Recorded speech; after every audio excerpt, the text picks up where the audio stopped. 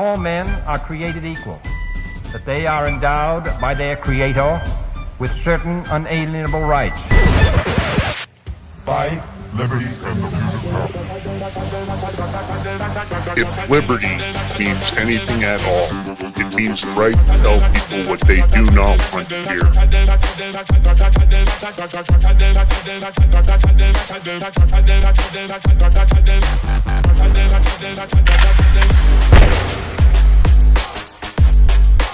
Make America great again. The Big Mig.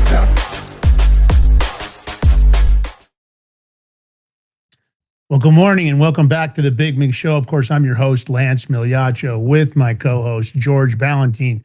Tip of the spear, edge of the knife. You know how we do it on this show. It's always about killing them with the truth and burying them with a smile. George B., how are you, brother? I'm good. Another day. Hey, you know what? How's the weather there? Hold on, Lance. Here. Hold on. I was going to say something. Stop. Slow your roll. You had too much coffee. We got a twofer today. And a twofer, I mean, it's Tuesday, it's Taco Tuesday, and it's Cinco de Mayo. What is up? Twofer. Go ahead. What are you doing for Cinco? You got The same thing I do every day. Nada. Not a effing thing. No, I just said, how's the weather there? Because it's cold and clammy here. I even heard some potential we might get some snow. It's not that cold yet, but it's just Snow. rainy and damp and nasty. In Colorado, snow? It's sucking. I looked out the window. The dogs don't even want to go outside. You know how that is. I don't know. Like, It's, oh, I no. mean, it's going to be in the 80s today, low 80s. Sun. Wow, good for you. Yeah, Nice. finally. All right. Well, listen, if you love the show, the drill is always thumbs up, comment, share, subscribe. The paid subscription always helps, but just hit that follow button. There's thousands and thousands of you tuning in. So we're trying to push our growth. Of course, the follow is the best way to thank us. The comments have been good. Get over there. It's not only in the chat, it's over there in Rumble on the comments underneath the show. So do what you can to do that for us. Rumble's got new algorithms coming on, so we're trying to get you guys up to speed on what you need to do for us. So replies, reposts, taking the live link and sharing it, all that stuff goes into the algo. So anything we can do to get help from you guys, because, of course, you're the most important part of the show. Otherwise, it'd just be George and I talking to each other, and we've been doing that for decades. Well, listen, let's give a shout out. What'd you say? I'm telling the people to save me from talking to you all the time. Yeah, it's not easy. All right. Well, listen, of course, we appreciate you guys tuning in as always, and thank our mods for being here. You guys have been doing a great job. Thank you so very much. Thank you to our followers, the Big Mig Mafia, everybody out there. It's great. And if you'd like to sponsor the show, hit us up over at info@thebigmig.com. That's right, info@thebigmig.com.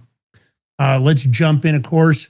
We love our gold and silver. George and I love our crypto. Crypto still, in my opinion, it's a great opportunity. I know a lot of people are like, oh, the downturn. Listen, it's buy and hold, just like gold and silver. I've got gold and silver I've had since a child. So this is the 62.2 gram prepper bar, perforated and very easily broken down in your choice of 3 separate denominations.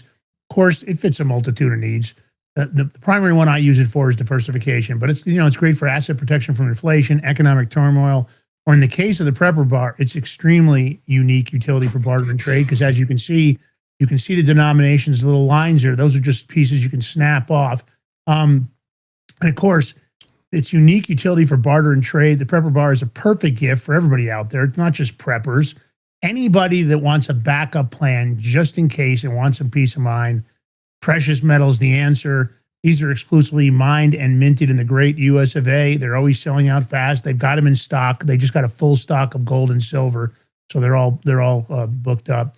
Promo code Big Mig Silver will get you 10% off on the silver. Big Mig Gold is going to get you 5% off on the gold.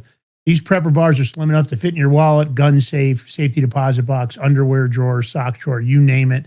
Stash a few away for a rainy day just in case. Head over to thebigmigbar.com. That's right, thebigmigbar.com. Or you can use that QR code. You just take a snapshot of that. It'll take you there right after the show. Don't go there now. Go afterwards. 888-526-7154. That's 888-526-7154. Decide to call the number. Make sure you tell them the Big Mig show sent you.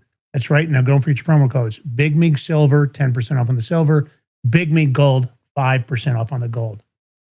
Break me off a piece of that prepper bar. Well, here we are. Another day, another dollar, another grind. And it never really gets easier when you look at the news cycles. You know, George and I often shake our heads. Have you guys, George, did you see have you paid any attention to the Met Gala costumes at all? I seen a couple gay ass stuff. I mean, whatever. It's all So about ridiculous. getting. I mean, yeah, the more ridiculous they wear, the more attention they get in the media and stuff. So, I mean, I maybe I'm just out of touch. I look at some of the costumes. I don't even understand them. I saw Cardi B in a costume. It looked like she was either a full colon, which looked like that's what it was, like a curvy or it was a highly decorated dog shit. I don't really know. I don't really understand what these people are doing. And the sense of entitlement, I don't think people realize the fallout online is unbelievable. They're getting just shredded. I don't, spending $100,000 for a ticket. I know they say it goes to support the, metropolitan art. I don't know how much of it gets stolen or manipulated or, it's so hard nowadays with donations. And when I look at things like USAID, all of it kind of just hits me like, is the money really going to get to where it goes, George? I don't know that I trust the charities and the super PACs. I mean, there's a Democrat in the news stealing money from a PAC. It wasn't very much, but another one that was trying to raise money with Kamala Harris and had fake offices and fake phone numbers. It's being investigated by the FBI, but it wasn't much money. I think he only raised under $2,000, but the scamming just never seems to stop. And when you look at the Met Gala and think, you know how much those tickets are now, George? They used to be like $30,000. And I thought that was too much. You know how much they are now? I have no idea. $100,000. $100,000 to go to Met Gala. Yeah. And what do you get for that? $100,000. I guess you can get gawked at. What's the purpose of the Met Gala, Lance? It's to raise money for the Metropolitan Art Museum. Oh, so okay, $100,000 goes to the museum. All right, I Allegedly. can get that part. Allegedly, I'm of the mindset anymore that I really question every dollar unless you're handing it to the actual source. It's so difficult when you make a donation. But the fallout online is just the sense of entitlement, the arrogance. People are struggling. There's $5, $7, $8 gas at the pumps. The groceries are still expensive as hell. People are having a hard time. And I just sometimes that kind of stuff I just think is like rubbing salt into the wound. Celebrities just out of touch. And then the ridiculous costumes, these stupid costumes where they look like they're, they almost look like they're trying to raise demons, honestly. Look at a lot of it. It looks like just a bunch of people that are into raising demons. So you mean like the devil shit? What they do? Yeah, satanic worship. There you go. I mean, like Beyonce was in an outfit. It was like a skeleton gown. I don't even know what she spent for this gown. It had to be hundreds of thousands of dollars, I imagine. And she had a crown on, and you just look at this stuff and you start looking at the representation. And a lot of people say she's a high priestess and all that dark satanic Hollywood shit. I don't know. I don't know what to believe. I don't want to speculate because I don't know for sure. But to me, Met Gala, I think, has run its route. I think all these, this time spent with all the cameras and all the crap. It's just, I don't know. I'm stuck with it. I wasn't watching it. It's just that it shows up in the feed because there's so much of it on X. Well, before we kick off, because we're going to cover some stuff today that's pretty ugly. You guys know about it, some of you, but it's continuing to go on and on and on. The Democrats, and I'm not going to say they're the only ones, but they sure seem to be the main ones. Seems to be a party of pedophiles and pedophile protectors, and I just can't figure out how that happened. We're going to expose some of that stuff today, and it's disgusting. It's the judiciary, it's the DAs, it's the lenient judges, and it's the Epstein cover-up. It's just, and that's both sides of the aisle for that. But before we kick it off, I've been watching Ric Flair, and I got to give this guy credit. I don't even know how old Ric Flair is. Just is he even still alive, dude? He's still alive. Are you sure? Work. Yeah, just honest to God, dude. He posts regularly. He's a real regular poster. I'm trying to get him to come on the show. I'm talking to his manager about it, and I'd like to have him on because he's I grew up with Ric Flair. I grew, WWE, World Wrestling Federation, WWF, and when you were a kid, you saw all this stuff. These guys were massive. It was Hulk Hogan, and it was all the biggies, the Shah of Iran, what was his name? The Sheikh? The Sheikh. Ali Haji Sheikh. Yeah. So all these guys, Iranian, the giant, there was so many classic guys, and it was just one of those things. But anyway, this guy is Jimmy Superfly Snuka. Yeah. And what was the guy that snapped into a Slim Jim? What was that guy? What was his name, George? The Randy Macho Man Savage. Yeah, Randy Savage. Exactly. With his manager, the chick. What's her name? Oh yeah, what's Miss something or other? I can't remember. I don't know. It was it was over the top. You guys know it. This was later than Stone Cold Steve Austin. This is the early stuff. And I went to one of the big WrestleMania events when I was in college. It was here in Colorado with a bunch of the guys from the Colorado State University football team. We all loaded into pickup trucks and had kegs in the back. Shit you could never get away with now. We were drinking out of kegs on the way back down in the back of the pickup trucks. And anyway, so I saw a clip of him just pumping it up, and it was over the top. And I thought, let's set the mood with something exciting before we kick off. Kind of. It's funny because just pay attention to the shirt I am wearing, rare amongst the rare. And now you listen to this clip. And pal, I'll kiss your boots if you can do it.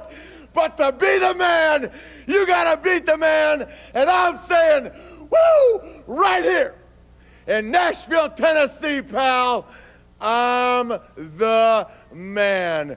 Ric Flair and Steamboat, you're gonna be mine. Woo!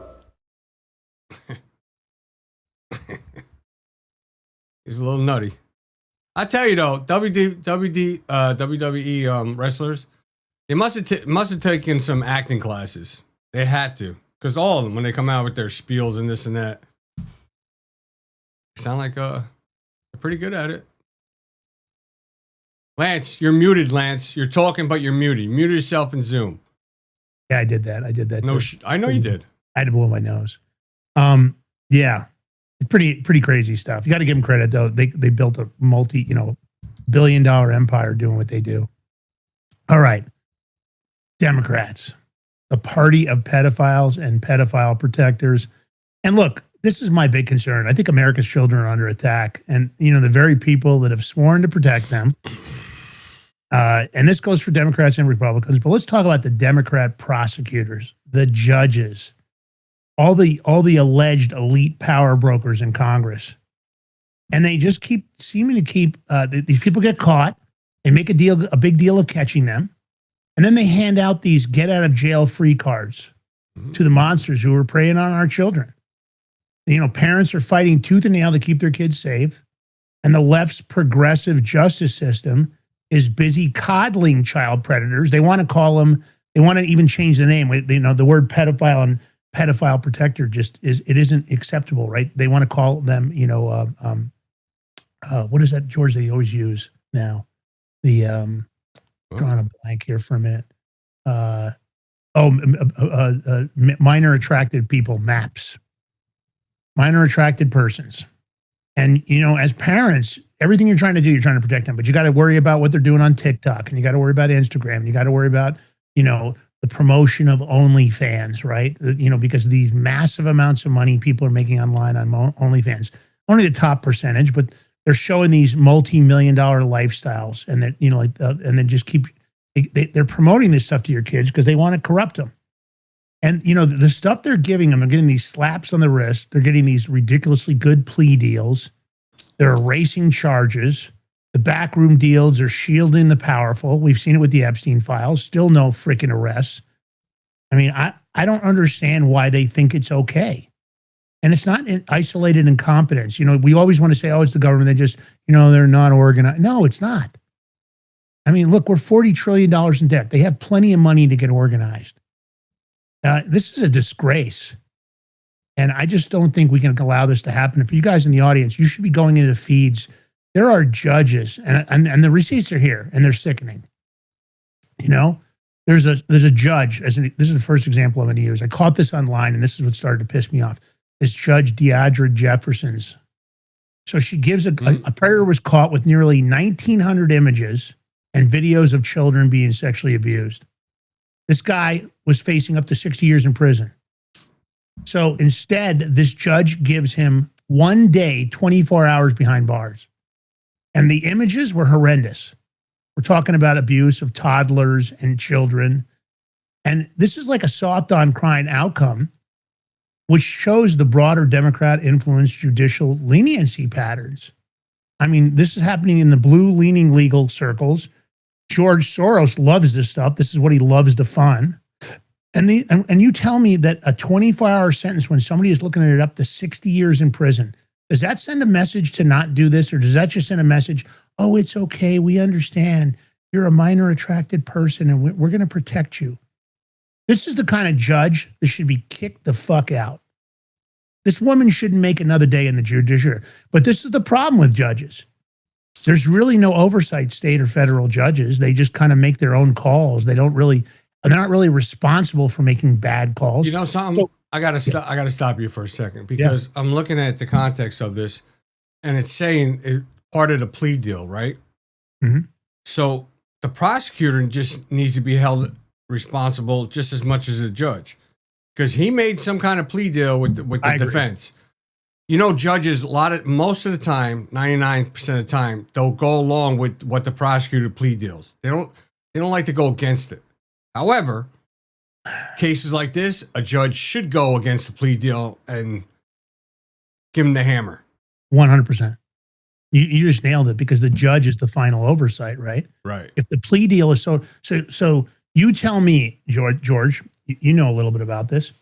If 60 years in prison was the sentence for a drug crime, would an individual for a drug crime get a 24-hour sentence in a plea deal? For a drug crime? Let's say there's a drug dealer and he's facing a 60-year state sentence. That's what his charges add up to. Would he get a 24-hour plea deal? You know, Lance, it all depends. Is he snitching and made a deal like that? You know, I just thought of that too. This person, the predator, they could have been flipping the script, you know, working with the prosecutor's office, and that's the deal they got. That's another thing we don't know. We don't know that, but do you feel like 24 hours sends any kind of a good message as far as don't do this again? Absolutely not. A 1-day jail conviction. Should cut off his balls. There you go. And we'll get to that. There are other countries appear to be not as accepting of this as we are. Let's talk about Utah's. We're seeing a pattern here. Progressive style plea deals all over the place in Utah. This is all the Dem-led DAs. This is all of what Soros does. He funds these DAs, just like I've got Jenna Griswold here in Colorado. So listen to this one. This is a former police officer, Colton Scott Johansson. He pled guilty. Now listen to what he pled guilty to sexually assaulting children and infants. This is what the guy's guilty of. That scumbag on the screen. Facing up to 45 years. So what did he get? Now, this is a police officer. One of the worst possible things, right? You turn to the police for help. And this is a guy that was assaulting children and infants. Think about how sick this fucking guy is. 30 days of home confinement. The prosecutors dropped the majority of the charges and recommended no prison time, while a judge, in this case, was a GOP appointed. And this is the exact reform policies pushed hard by Democrat DAs in major cities. Reduced sentences, no accountability, right? The transparency isn't big. I mean, your mainstream media doesn't want to cover this. And they're prioritizing the criminals over the victims. Now, this guy assaulted children and infants, fucking infants. Is this the judge, this woman? Well, this isn't that judge. Oh, yeah, that's her. That's her. That's the judge on this case. Do we know, because it's here's another case, the prosecutor. They dropped a majority of the charges, right? Mm-hmm. Okay, wonder why. I mean, here's another where the prosecutor needs to be held accountable. No doubt. With the judge. What did we know? What did he end up getting charged with? Do we know?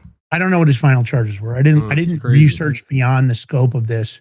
What I found. Okay, and let me say this: if you're looking at 45 years to begin with, let's say that even 45 years was excessive. Let's say 20 years. Does 30 days of home confinement send a message to pedophiles to child rapists? Does it send a message that you give them 30 days of home confinement to stop doing it? My question would be, does 30 days of home confinement for the audience seem like a suitable sentence to keep your streets safe, to protect your children from a guy that assaulted children and infants? This is a sick son of a bitch. This is not something you can cure. This guy is going to be like this for the rest of his life. Anybody that's creepy, that's drawn to children and infants, this is not fixable. This is not a human being that belongs on the street. I don't believe it. I don't think this is how we protect our families and our loved ones. You know, I mean, one of your favorites, George, Ketanji Brown Jackson, she's got a record of way below guideline leniency on child porn cases. She's done it over and over again. She was a district judge. She was nominated by Biden. You guys know this, and defended by lots of Senate Democrats. Now she sits on the Supreme Court. She repeatedly handed out sentences far softer than the federal guidelines recommended. And yeah, Booker and Fan allow them to do that. Those cases allow them to give shorter sentences. But these are people that were convicted of possessing and distributing child sexual abuse materials. I mean, this is a pattern. And we're giving these people a lot of power. And in the case of these judges, lifetime appointments. I just don't think these are the kind of people that should be making these decisions. You know, now look at California. Look what they did. I mean, what do you think, George? Ketanji Jackson, a pattern over and over again of giving reduced sentences, not to other criminals. This isn't a pattern where she was giving reduced sentences to all the other criminals. She just decided that pedophiles and human traffickers and child pornographers, they deserve a break. Do those seem people on the list of top people that deserve a break? And she's a Supreme Court justice. Yeah. I mean, is that for you guys in the audience? Is this the kind of judiciary that you want? And I'm talking about Democrats, but you know that other judge was a Republican. I'm saying that this is a pattern we're seeing. This is not the judiciary that's supposed to be protect us. And meanwhile, there are tons of people sitting in jail for their first-time drug offense with massive sentences, 5, 10, 15 years. For a first-time drug offense. For first-time offenders in the federal system, you are definitely getting time. There are no breaks. First-time offenders are getting a sentence guaranteed. And in the case, I guess, if you're a pedophile, you might as well just be a pedophile and a pornographer, I guess. Child pornographer, you're going to get a break. California Democrats are now pushing for early release of violent sex offenders. Early release of violent sex offenders. Do you want early release of these people on the streets? These are the people that deserve a break.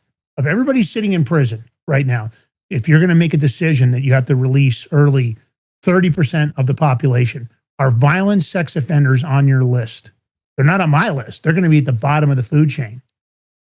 So Dem lawmakers, they've killed bipartisan bills like Mary Bella's law that would have closed loopholes, allowing elderly parole for child rapists and violent predators. Instead, they're backed, by these policies, letting these monsters out early. And they're prioritizing reform over child safety. Here's another good one for you, Washington State. Yeah, we know that's a liberal hellhole, right? Ruined, okay? And they want to reduce penalties for sex offenders. So those Democrats are advancing bills slashing the punishments for convicted predators, okay, who fail to register near schools and kids areas, while they're rejecting amendments to keep them farther away. So they're okay with these child sex offenders, these predators and pedophiles, living without putting themselves on the sexual register, because they're all supposed to register, and they're moving next to schools and kids areas, parks where kids play, that sort of thing. You think that's a good idea? Does anybody in the audience think it's good? I think it's a horrible, horrible idea. And you have to ask yourself, where's the common sense? Where's the for the people, by the people?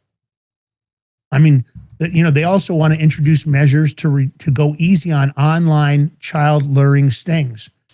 Now, you've seen these guys online, George, these guys that have been catching these predators, where they're trying to hook up with 10 and 11 and 12-year-old little boys and girls. They meet them online, they try to get a dialogue, and then they start sending them pictures, and they start making, and then they get caught. And they go, oh, that wasn't me. I don't know. But of course, it's them. Now, to me, this is a broader pattern. It's more common in the blue cities and the Soros-backed DAs. They all want to go soft on what I would call the most horrendous crimes. You know, of course, the legal immigrants who commit these kind of crimes and commit rapes and child assaults. Yeah, let's just protect them. They're not even citizens, but they're going to get a break. So all these progressive prosecutors in these Democrat strongholds, like, and you want to think about places like LA, right? Let's go to your backyard, buddy. Oh, it's terrible. Let's go. We got what? 4 of these Democrats? Oh, it's terrible. Oh, yeah. I mean, 4 Colorado. What do we got? Yeah. Adrian Benitez, Yep. Nick. I can't Hinrichsen. I didn't even know these. Katie Wallace and Mike Weissman. They all voted to block Senate Bill 26-115, a proposal that would require mandatory jail time for those convicted of raping a child. Not for nothing, but why isn't there mandatory jail time for raping a child? How's that not even possible? I mean, they give you mandatory jail time for like certain drug offenses, this and that, but this is just sickening.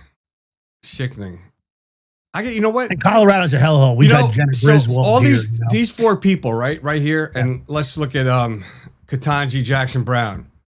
Those 5, just somebody do deep dives into their family. See if any family member's ever been convicted of sex, like hurting a child, any kind of sex crimes, rape and stuff.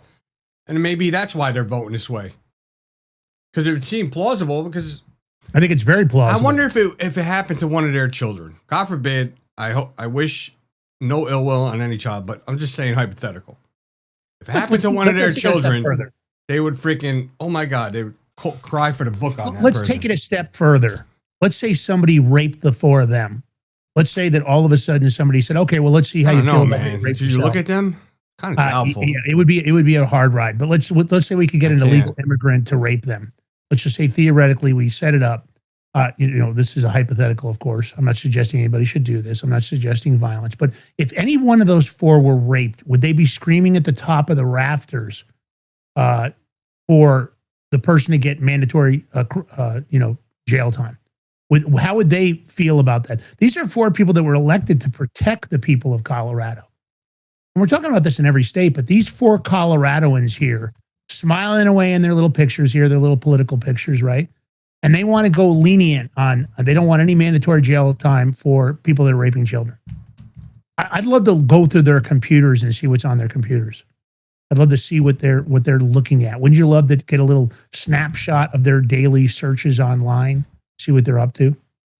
But they didn't just oppose it, they stopped it. So these aren't like oops moments. These are systemic decisions, conscious decisions. And they're done by the majority of the Democrat officials because they're prioritizing criminals over your children. This should just tell you what we're dealing with here. And that nobody should be voting Democrat. I'm not telling you that I even really support voting Republican. It's hard because you have to vote, right? You don't want to just sit and do nothing. But if you've got a choice, why would you ever vote for Democrats with these kind of policies? I don't understand where this became acceptable. The whole plan is to protect rapists and pedos. And the Epstein files might be one of the most horrendous cases of our legal system not going after people. Why? Because they're wealthy? Because they're high-level government officials? Because what? Because they're celebrities? That's why I brought up the Met Gala. I'm sick of that whole special treatment for these people. I mean, the Epstein the unsealed files, the flight logs, the court documents that are naming the rich, powerful, and politically connected who partied on the island, the Pedo Island, right? Lolita Island. I mean, Bill Clinton appears in 24 times in the Lolita Express logs. High-profile Democrats and elites, they're all tied in. Look at Reid Hoffman. So many emails between him and Epstein. You tell me why Reid Hoffman, the founder of LinkedIn, hasn't been arrested. I mean, this guy's trying to destroy this country anyway. He's a horrible human being. And what did Congress do? Nothing. They're dragging their feet on full transparency. They're blocking the aggressive investigations. They're protecting the network instead of exposing every last name and every client and charging them. Bunch of bipartisan foot dragging. But of course, the loudest defenders, the slow walkers, came from the same party that lectures us about protecting democracy. How about protecting us? They can't even protect democracy because they don't believe in it. It's division and chaos. They got to shield this pedophile enablers, and they're it's a giant elite celebrity protection racket. And Congress, especially on the left, they have zero interest in burning it all down. They really do. I mean, let's face it, all the cover up, and we're going to go over that. You've seen the money that they've used to just buy themselves out of problems with this congressional slush fund. And I think the victims and the public, they deserve every name be released. The FBI needs to get off of their ass. Kash Patel needs to do what's necessary and start arresting these people. And I don't care who they are. If they're tied into Epstein, they need to be drug in, and they need to be cross-examined, and then they need to start building the wheel and start issuing the indictments. This isn't a justice system. This is a system of injustice. It's a pedophile protection program run by the Democrats who care more about their donors, their ideology, and their power than your children's safety. I mean, they're virtue signaling, and they're pushing reform that lets these monsters roam free, putting them in the streets much faster than they should be. And I think real people are fed up. And I want to look at Brazil. Now, George, I don't know if you caught this story in Brazil, did you? Somewhat. I'm just taking care of something, so you talk. Okay. So there was a 48-year-old. So this is how Brazil is dealing with this. And I'm wondering if this is the route we're going to end up having to go. I'm not suggesting this. I'm just saying that we're expecting our legal system to protect us. And I'll be honest with you, if you give me a choice between a drug dealer and a pedophile, I'm going to let the drug dealer out first. And that might not be a popular decision. I'm going to let another criminal out for some other crime way before. That pedophile is going to be at the bottom of the food chain if I'm the one making the decisions. So this was a 48-year-old ice cream seller. Listen to what this guy does. He kidnaps a 1-year-old baby. He rapes her. And then he dumps her body in the river to cover it up. So, of course, the city went absolutely nuts about this. And a giant mob of citizens stormed the police station and told the police that if they didn't give them this guy, they were going to go after the police. So they dragged this rapist out, they beat him, and they burned him alive on the spot. Now, the mother's among those facing charges for the lynching. But of course, the people took justice when the system wouldn't. And this is a case. I mean, this is horrible what happened to this mother. And putting these people out on the street, this is a mental issue. You will not fix these people. Anybody, you have to ask yourself. I can't even wrap my head around it because I'm clearly not a pedophile. I'm not somebody that thinks like this. And my question is, George, do you think these people are fixable? And my statement would be they're not fixable. If you're sexually attracted to an adolescent, a child, a baby, I don't believe that. It is fixable. You castrate them. You cut their fucking balls off. They say that part of it, when it comes to child trafficking. Your camera's glitching. Just keep going. Yeah, I see that. I'm at one of the cables, maybe. The thing is, I don't think that even castration, because they say it's not necessarily always a crime, a sexual crime, that sometimes it's a crime of violence. Well, it's a start. It's a good start. We could, you know what, Lance? I mean, that I heard that and that could be true, but do we have any credible information to back that up? So maybe we should start doing a study and then take some rapists, castrate them, and see how they react. Why not? And I don't disagree with you, but I don't know that even after that, I would be, let me put it this way. Let's say there's a guy sitting here that I know raped a baby and threw it into a river, and they want to move him in a house next door to me. I don't even have children, but I can tell you that his time next door to me, he would want to move. I wouldn't want him living next door to me. I don't think people in this country, I think they've had it with these elite pedo protectors, right? I mean, they're wearing these Democrat robes. They're in the DA's offices. They're in Congress. And I think the status quo is broken. It's corrupt. It's evil.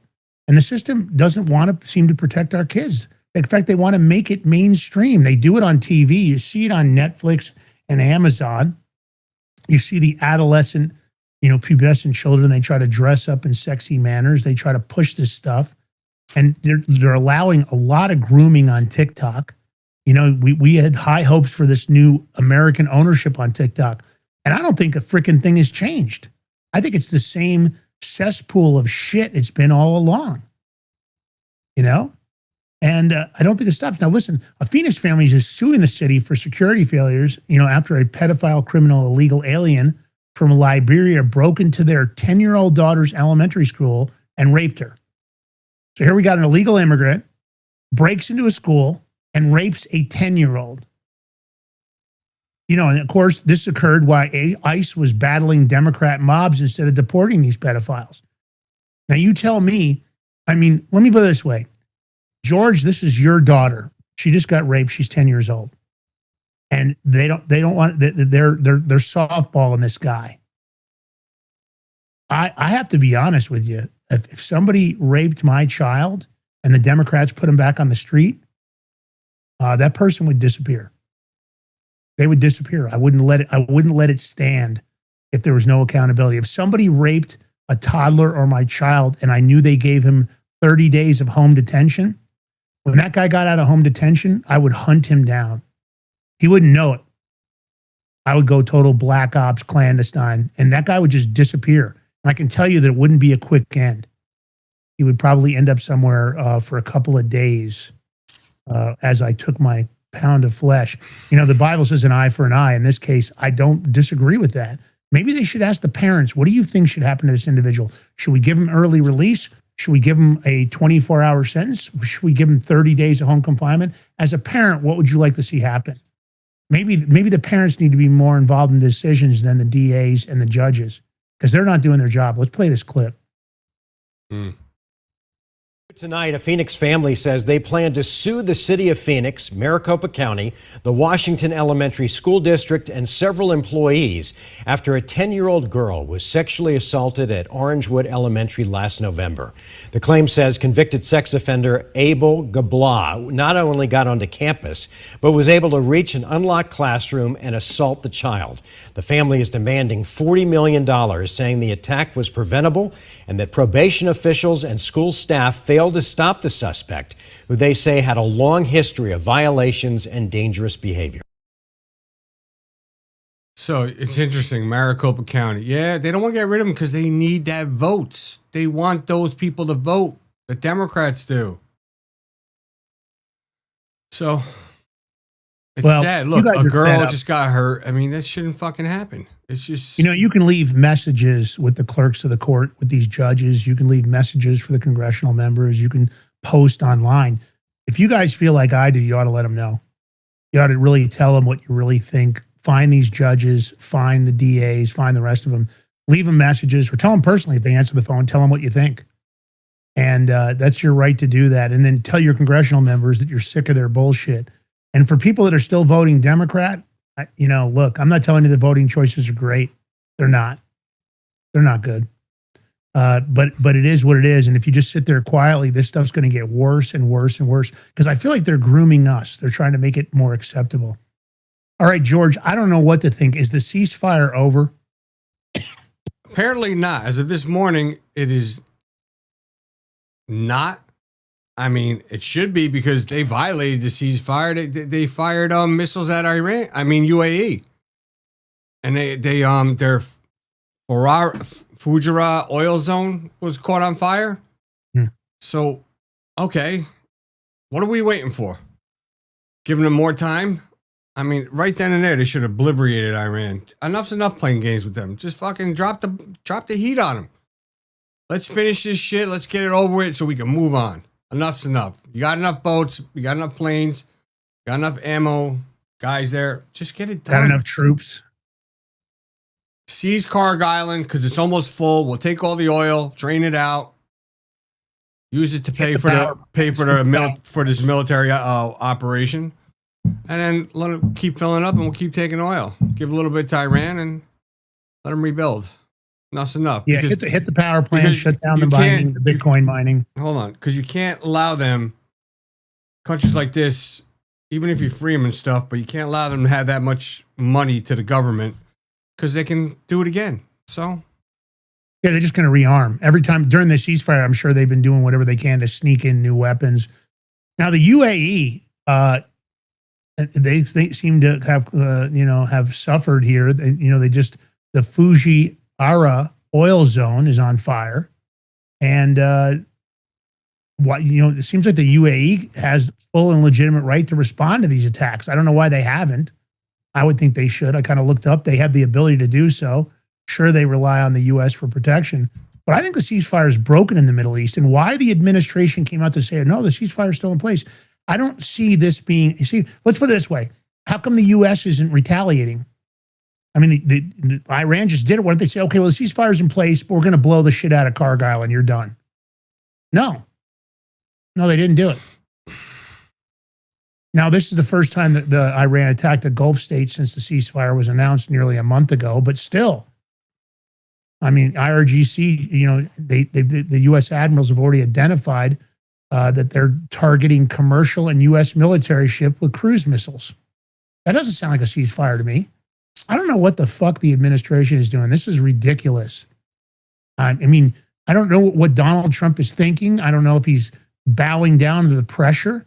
I don't know what he's doing, but I'm with George. Let's light these mofos up. The U.S., they sank 7 Iranian small boats that were harassing cargo ships in the Strait of Hormuz. Okay, good. Why do they still have boats? Why haven't we just blown those are little boats? I don't know. They're small boats. I mean, you got to find them. Why don't we to just hit blow all them the ports and just hammer all the boats and stop it? We said that weeks ago. Yeah. Well, let's play this clip. Trump threatens to blow the mullah's regime off the face of the earth. Yeah, well, he hasn't done it. Let's and I'm go. wondering what Let's he's be gonna do. about it. Enough's enough. We told you this was going to happen. Correspondent Lucas Tomlinson joining us now from Dubai. The UAE slamming, quote, unprovoked terror attacks from Iran today using missiles and drones headed into the UAE. Lucas, welcome. What's the latest from where you are? Martha, we've heard explosions in the distance throughout the evening. We've received at least four push alerts to our mobile phones warning us of incoming missiles. And we just heard from the commander of U.S. Central Command, Admiral Brad Cooper, who says U.S. warships and commercial ships came under missile attack earlier while transiting the Strait of Hormuz. And Apache gunships and MH-60 Seahawk helicopters were dispatched to destroy 6 Iranian small boats. You read the beginning of that statement from the UAE Foreign Ministry. I'll continue. It says, quote, the United Arab Emirates has condemned in the strongest terms renewed terrorist, unprovoked Iranian attacks targeting civilian sites and facilities in the country using missiles and drones, which resulted in the injury of 3 Indian nationals. And the UAE Defense Ministry just put out a statement saying Emirati air defenses today engaged 12 ballistic missiles, 3 cruise missiles, and 4 drones after U.S. warships helped get those 2 U.S.-flagged cargo ships out of the Persian Gulf and through the Strait of Hormuz. This morning, those same warships and commercial vessels came under attack, and Iran also launched an attack on the Fujairah, one of the Emirates along the Gulf of Oman and home to major oil terminals, including that pipeline that bypasses the Strait of Hormuz. Perhaps Iran is angry about UAE leaving OPEC on Friday. So some think this month-long ceasefire has ended, and it's quite clear today that Iran wants to keep the Strait of Hormuz closed. Martha? Yep. I know Trump's trying to be diplomatic and, all right, we've been. You gave a ceasefire, you extended it. Enough's enough. Let's get to it. Well, Lance, I gotta. Yesterday was a funny day. You said you didn't watch these, so Trump had at the White House as small business owners, people, whatever. And Trump, while he's addressing the media, he does his little trolling, and I think he's putting feelers out there. I personally think he is, and I think he's trying to see if he can get away with doing another term after this. Because he's talking about tax deductions, and he goes out and he's saying, he'll use his own tax deductions when he's out of office 8-9 years from now. And he's just casually doing it. And it's funny. Watch his face and look at the reaction. Everybody loves it, though. I know you do, Lance. So you have it for a while. I really was going to make it for a 1-year period. That would mean you spend all your money immediately. Now, unfortunately, I gave you too much time. I was sort of against that. I said, let's do it for a shorter period of time, but we did it. It's the right thing. And this way, when I get out of office in, let's say, 8 or 9 years from now, I'll be able to use it. I'll be able to use it myself.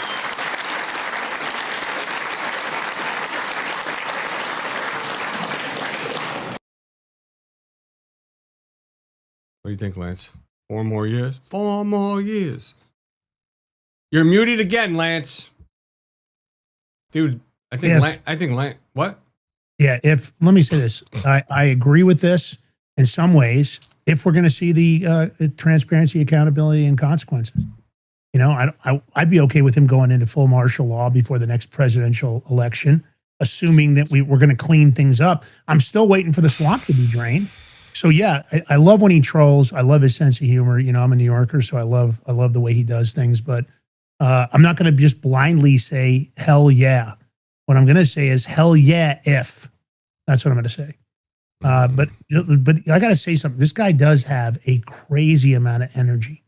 I'm always shocked the amount of energy he puts in, and I think it's infectious. I think that's why people like Marco Rubio and JD Vance and all the rest of them just seem to be pushing their game as hard as they can, because you got to keep up with the Don. Poor Lance, no picking on him. Get the F out of here. I'm picking on him. He's crazy as hell, but yours, mommy. Maybe you're not feeling well. Yeah, that's why. You'll get excused. All right. It's funny you said that, the way he acts, because he's talking about now his health. He goes, I'm not a senior. I'm feeling younger than you. I mean, but he goes, another troll to me, he goes, he has to be careful, because if he says something the wrong way, if he's not feeling well, the media will spin it. Oh, he's sick, yada, yada, yada.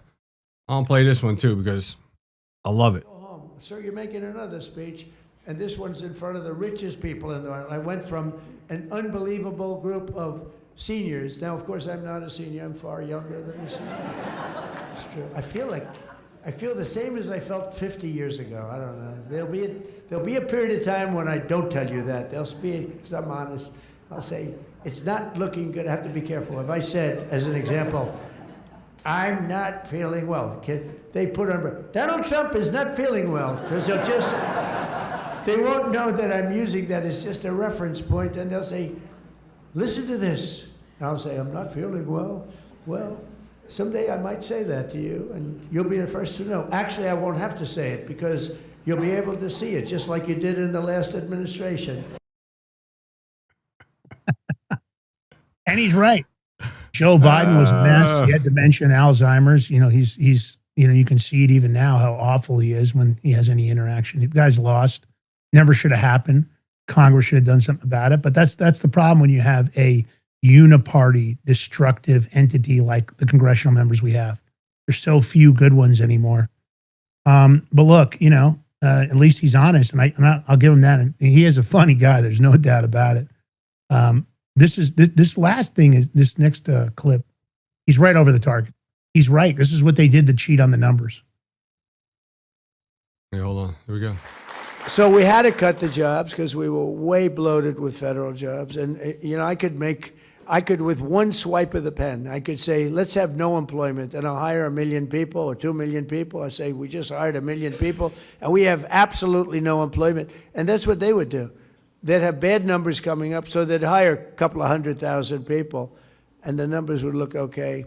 With me, it's the exact opposite. We terminate a lot of federal jobs that are unnecessary, and they don't like me for doing it, but a year later, they like me because they end up having a much better job, oftentimes in a place where they'd much rather live. They go to the place that they want to go. They're not stuck in Washington or someplace else. And they do much better. And in the end, I've had a lot of people come up, they say, I was so angry at you, but now I'm making sometimes 2 or 3 times the money in a job that I really like. So you got to do what you have to do. You have to, politically, I don't know if it's good, bad, or indifferent. I think it's probably bad, maybe politically, but in the meantime, I'm in the White House, so maybe it's good. He's right. He is. He's right, and that's what it takes. All right. This next one, it should infuriate everybody, because I know it pisses you off, Lance, and then it's pissing the hell out of me. Because this judge is a POS. This is Judge Zia Faruqi, and he apologized to Cole Allen, the same Cole Allen that tried to assassinate President Trump and whoever else was there, anybody in that room. And that's right, there was liberal media in that room, so you could have got hit too. Just ask Wolf Blitzer. He was right there in the hallway. Where's the apologies for the J6ers for that treatment? This dude, Cole Allen, see, the judge didn't read the whole part. He thought he was going to be killed when he tried killing the president and he wanted to die. Hence, that automatically puts you on suicide watch. And the judge wants to apologize, saying, oh, for the treatment you got in the jail? What, are you going to release him with no bail now, too? RR the guy? I mean, come on, this is crazy. I know the judge is getting a lot of nasty comments on social media, I've seen. He should. And he should get some messages at his office. You can call the clerk's office and tell him, what kind of bullshit is this? He should resign. This is exactly the problem with the judiciary. I'm not saying there aren't good judges. There's some amazing judges and women that are doing the right thing. This is not one of them. We don't apologize to somebody this guy might have sprayed the whole audience. I mean, we might be looking at, I don't know how many magazines he had on him. I don't know how many rounds he had. What if after he got done, what if he'd hit one of his targets? Let's say he got J.D. Vance or Donald Trump, and then he turned his weapon on the audience and just started spraying the audience. This judge has got to be out of his freaking gourd. And this is exactly the kind of judge that should get fired. It isn't just about sanctions. People doing a shitty job should pay the consequences of doing a shitty job. Here, you want to know something? This just came out just now. I just happened to catch it. Remember the staffer for Democrat Senator Cory Booker? Remember when he brought the gun into the Capitol without a license? Yes. Well, he just saw his charges were quickly dropped. Yeah. Nice. Yeah. And that's more of it, right? That's more of the cover-up. If you brought a weapon into the Capitol, look what they did to the J6ers. They didn't even have weapons. If you brought a weapon into the Capitol without any approval, what would be the consequences? And that's the point. It's rules for thee, not for me. You guys should just be so angry and so fed up with this. You are not safe because of these decisions that these DAs, these prosecutors, and these judges are making. They're not making good decisions. And that's the problem. And there's no accountability. They're not being sanctioned. They're not being, told you're going to take 6 months of unpaid leave. There's no penalty. They just do it. Oh, no big deal. I just did it again. It's okay. Oh, I guess the press didn't like it. All right. This is a problem caused by our congressional members. I don't know if a president, at this point, because you guys don't know about all the attacks. We've heard some of the details of additional attempts on Donald Trump's life from his first term. I've heard it exceeded more than 20 potential attempts in his first term. I don't know where we're at on the second term, but this violence, because of the violent rhetoric of influencers online, on congressional members, calling for Donald Trump's death, doesn't matter whether they're on TikTok, Instagram, or otherwise. Those people don't get suspended, by the way. It's amazing how they can get away with saying stuff on there and nothing happens to their accounts. But if you talk about COVID, oh my God, yeah, you can get a suspension immediately. Or if you're George and you post something that's just in the news, they'll just suspend you like that. Oh yeah, got to get rid of George. But a Secret Service just shoots an armed suspect near the White House. You guys heard about it. A bystander was grazed. But I guess it happened around 3:30 p.m. on Monday. And the suspect fled, fired at pursuing officers who returned fire and recovered his handgun. Look, this is because of what's happening online. These people are being pushed. They're like, oh, it sure would be great if somebody, made an attack or did this. And they recommend it, and then this happens, and then they all go, what? Who? What? I didn't say anything. And you've seen it. They all, they hate the Trump derangement syndrome. They push it, and that's what's happening. And one of these times, I'm going to say this, one of these attacks is going to be successful. And then I wonder what's going to happen. What's going to happen then? What's going to happen in Congress? They're so busy stealing money, manipulating funds, insider trading. They don't care about protecting you. They just don't. Let's play the clip. Oh, this judge? Yeah. Good afternoon to you. Judge Zia Faraqui apologized to suspect Cole Allen for the treatment he's received so far while he's been behind bars. He's been put on suicide watch by the Department of Corrections, and the judge was asking why.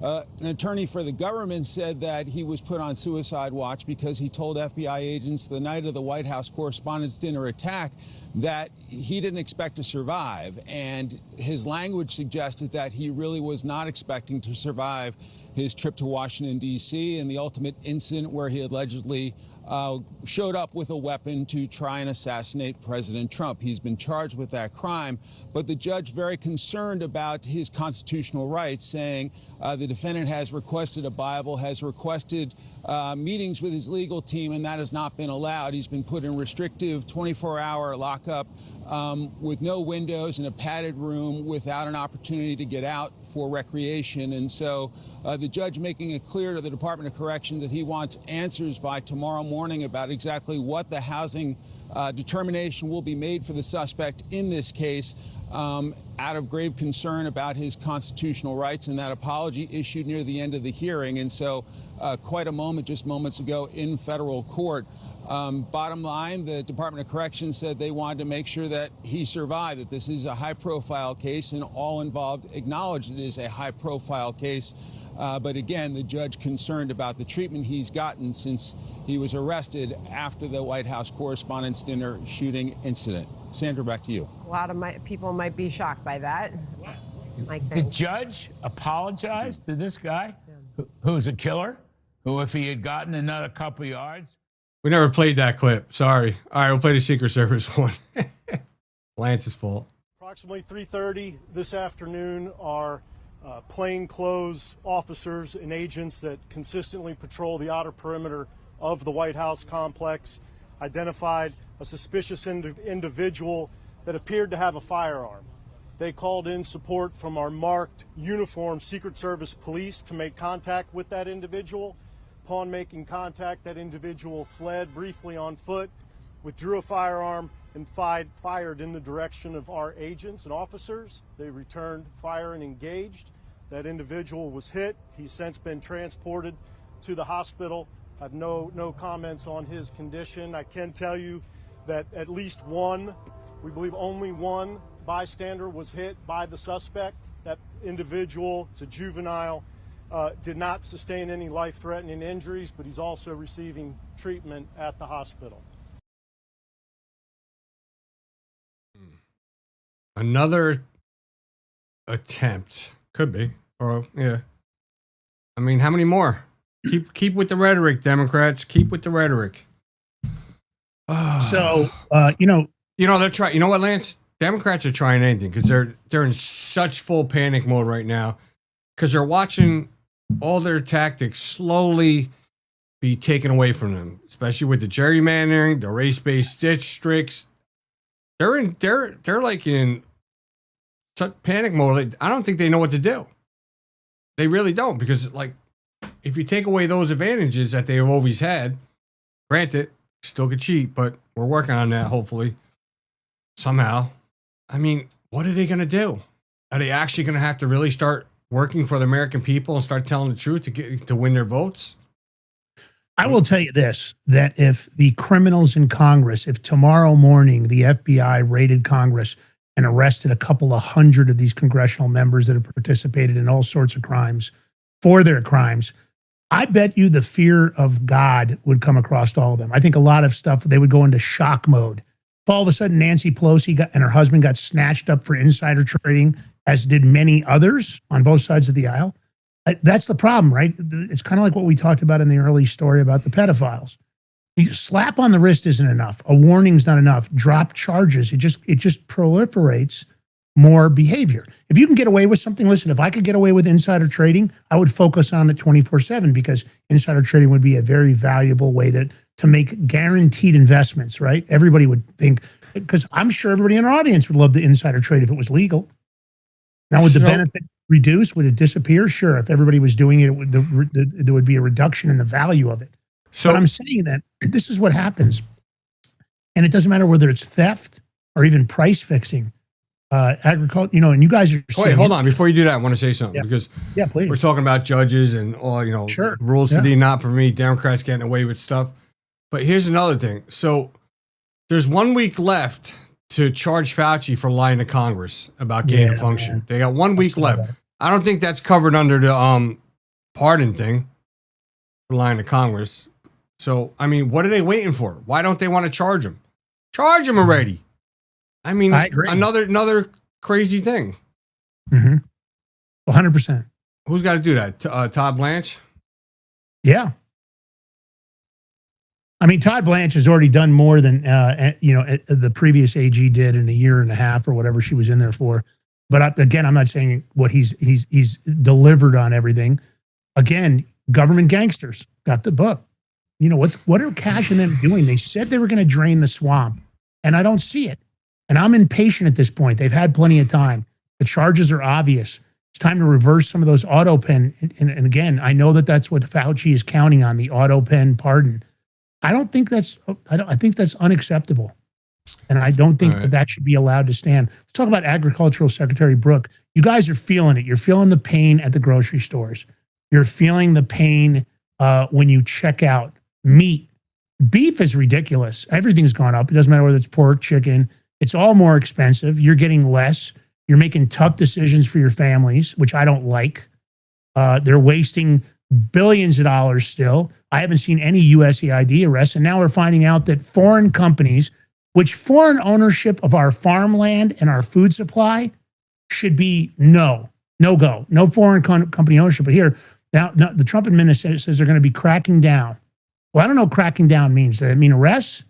He's going to force them to stop colluding and lower prices. So I guess half of these meatpacking giants, including the largest meat packer in the world, are either foreign owned or have significant foreign ownership and control, making them a threat. But of course, our cattle producers are suffering this. Some of the cattle producers are getting together and they're trying to do their own meat packing because they're tired of this. And it's a threat to America. Our food supply is a national security interest.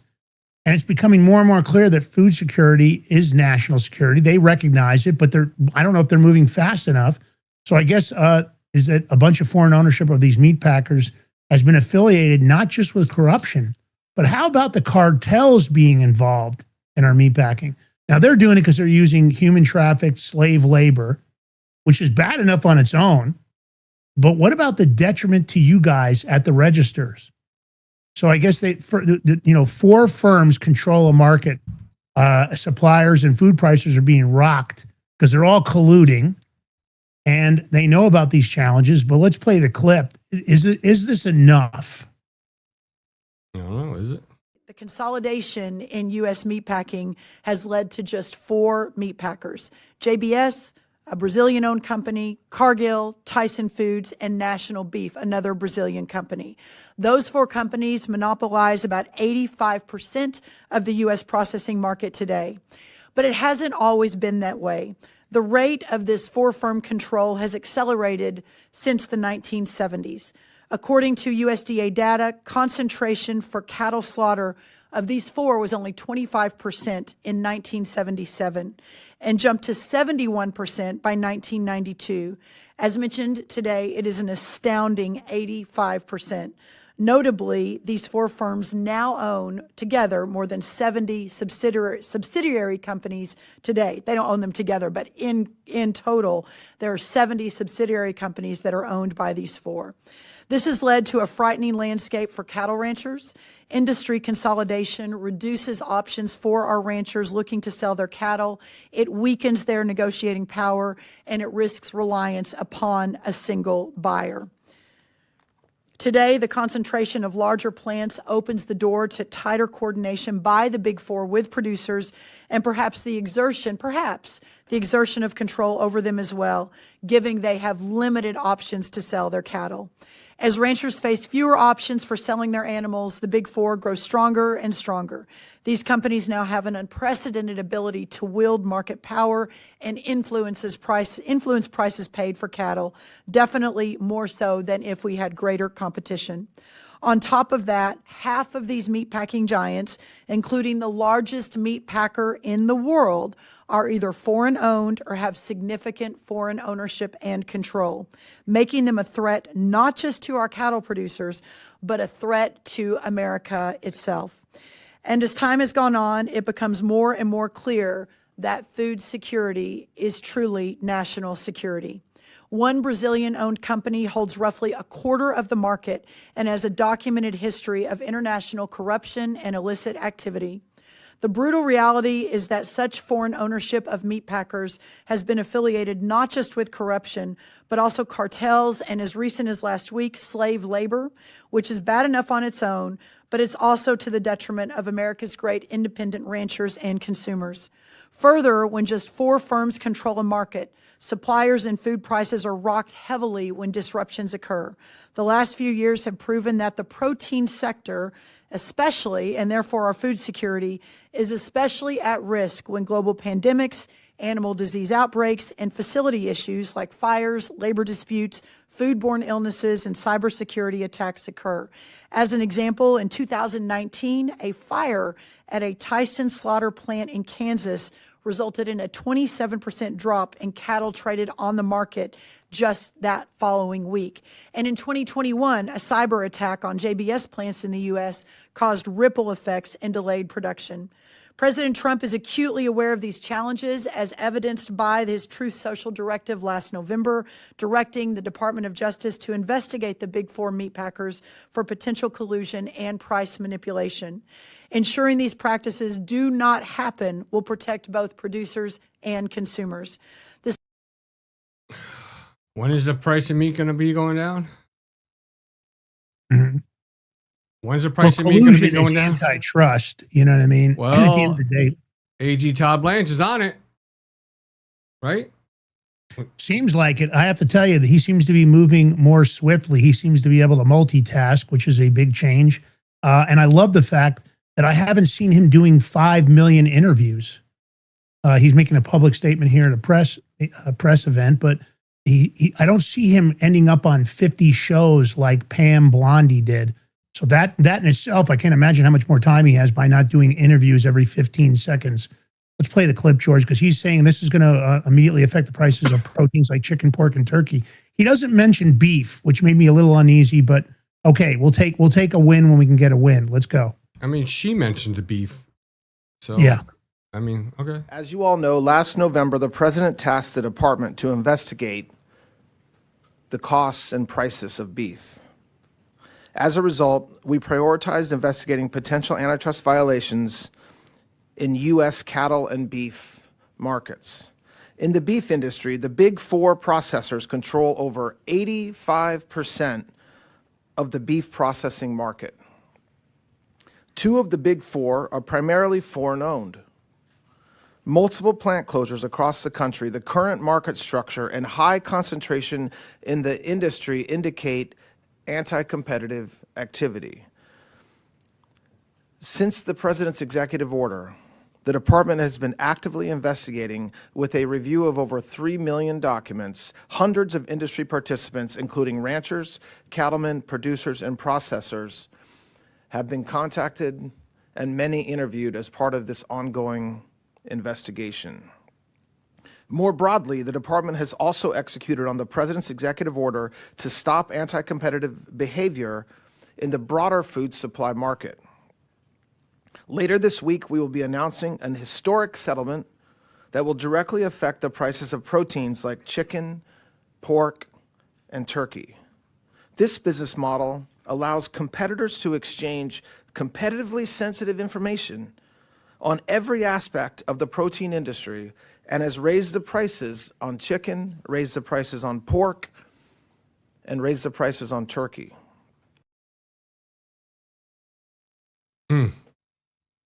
Crazy. And the collusion, the suffering is you guys in the audience. You're the ones paying the price, because of course for the billionaires, they don't care. Hopefully, listen, Todd Blanche, so far, I'm giving him an A for his time in there. At this point, I'm starting to wonder why he maybe shouldn't be the permanent AG, but I guess we'll have to wait and see if he continues to perform like he is. I hate to jump the gun, but man, he sure is talking about doing more than the previous AG did. All right, let's talk about the UN collapse is imminent. Ooh. And I say good riddance. The UN have warned that United Nations faces total financial collapse as a result of non-payment of dues by member states. They say they're facing a real danger of running out money. George, what's your response to this? Good riddance. I was shocked when you were telling me this, that we owe them, what, $2 billion? I'm like, yes. Don't pay them. What do we need them for? How much help did they get? They've been giving us with Iran, all the United Nations, and I mean, our allies, allegedly our allies. I mean, screw it. I'll pay them. Maybe get rid of that building in New York and probably use it for better. You know what? Yeah, get rid of all the UN people in New York in that building, and then Mandami could use it to give it to the homeless and shit. Put them all in there. I'm sure you can fill that sucker up real fast. Why not? Let's play the clip. Am I supposed to be sad over this? I don't think so.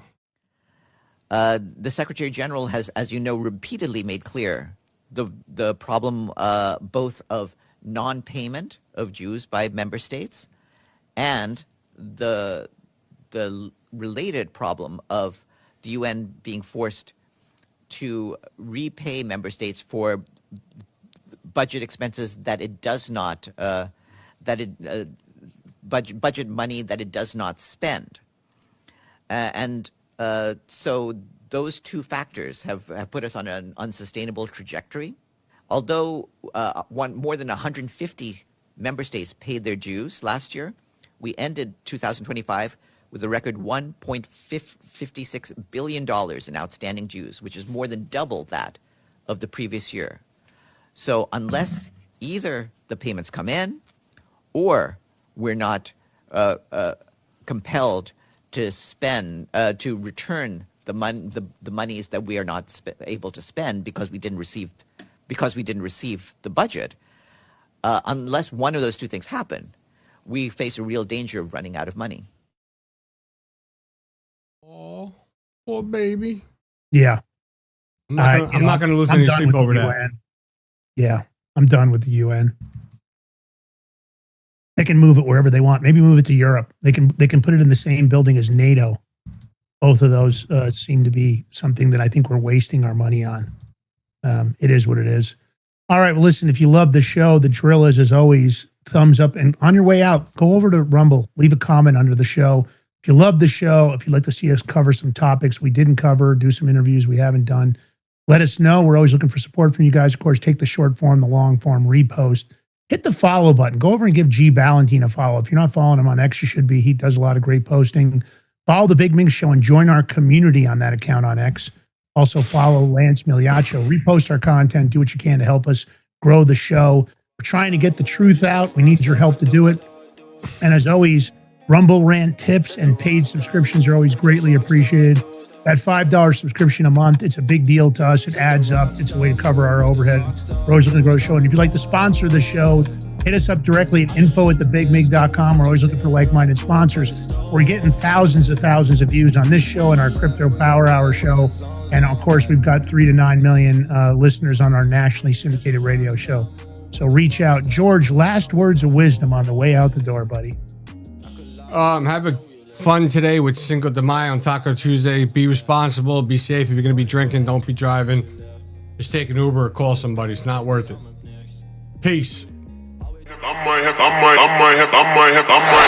to let it drop. Said gotta do hella big, had the money back again, like said had to bring hella big, had the money.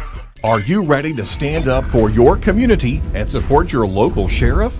Join the Constitutional Sheriffs and Peace Officers Association and become a vital member of the Sheriff's Citizens Posse. At CSPOA.org, we empower citizens like you through weekly webinars, arming you with the knowledge to back your constitutional county sheriff.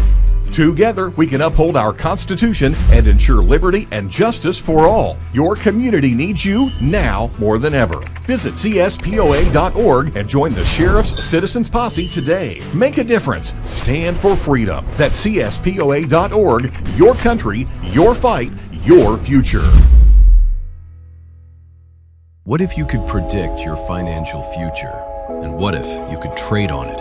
Introducing Block Trust IRA. The future in your hands. An astonishing 88,000 millionaires were created last year from the Bitcoin boom, and you could be next. Block Trust IRA is the only crypto management firm powered by AI-driven strategies, ranked #1 in the world by Bitcoin Magazine.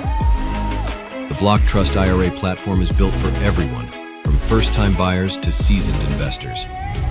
Predictive AI technology that was once only reserved for insiders and elites is now available to you. It's time to leave the old buy and hold strategies behind. Your assets are protected with military-grade security, offline cold storage, and $200 million in insurance. Visit BlockTrustIRA.com to book your free consultation and ask how to claim up to $2,500 in deposit bonuses today. Bitcoin changed the game. AI changes the strategy. Hi folks, I'm here today to introduce you to the Prepper Bar from PrepperBar.com, the most unique precious metals product we have seen in a long time. These 62-gram bars are perforated and easily broken down into your choice of 3 different sizes to fit a multitude of needs. Whether it be from asset protection from inflation, economic turmoil, or its unique utility for barter and trade, the Prepper Bar makes a perfect gift for all the precious metal lovers out there. Exclusively made here in the USA and selling out fast. Available in both gold and silver, these slim Prepper Bars fit neatly in your wallet, and their utility enables use in any situation. Forged through rigorous training and honed by the finest instructors on Earth, these canine units serve beside our nation's warriors as they fight to preserve what we cherish. When these warriors complete their duty, the Warrior Dog Foundation provides them with a home deserving of the service they've given us all. At our state-of-the-art kennels, they receive rehabilitation and care suitable for heroes, because that's what they are. Be a part of giving them a future today. Visit WarriorDogFoundation.org.